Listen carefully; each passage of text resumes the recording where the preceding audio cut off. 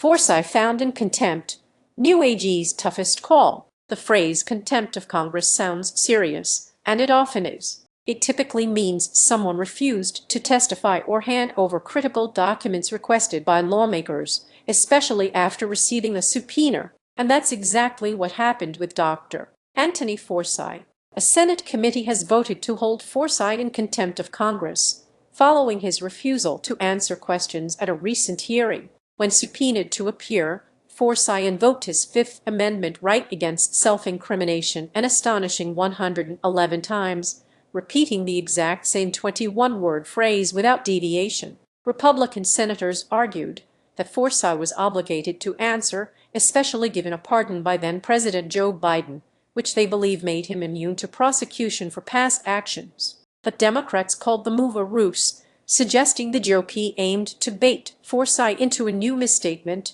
not covered by a pardon, thus setting him up for criminal charges. They also warned of a dangerous precedent. New Hampshire Senator Maggie Hassan stated that the goal was to set Fauci up for charges not covered by a pardon. Michigan Senator Gary Peters warned that this kind of punitive action could weaken Congress's ability to oversee in the future. Despite these concerns, the Senate Homeland Security Committee voted 8-5 along party lines to hold Fauci in contempt. Kentucky Senator Rand Paul, the committee's chairman, immediately announced his intention to personally deliver the referral to the Justice Department. This move is highly unusual, bypassing the traditional full Senate vote required for such a referral, a maneuver experts say is unprecedented. The Justice Department says it always reviews congressional referrals seriously. However, Democrats argue that prosecuting Fauci after he invoked his Fifth Amendment rights would violate basic constitutional protections and likely be rejected by courts.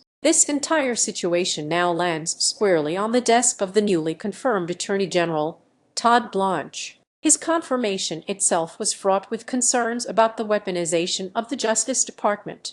Senator Bill Cassidy, who ultimately voted to confirm Blanche, voiced worries about lawfare, the Justice Department bringing suits against political enemies. Cassidy emphasized the need for such practices to stop, calling this a pivotal moment. Adding another layer to this saga, another Senate panel has now obtained Fauci's Health and Human Services phone from his time during the pandemic.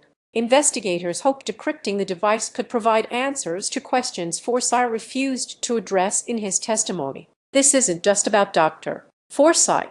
It's a profound test for the rule of law and a defining challenge for the new Attorney General as he faces one of his first, and perhaps most politically charged, decisions.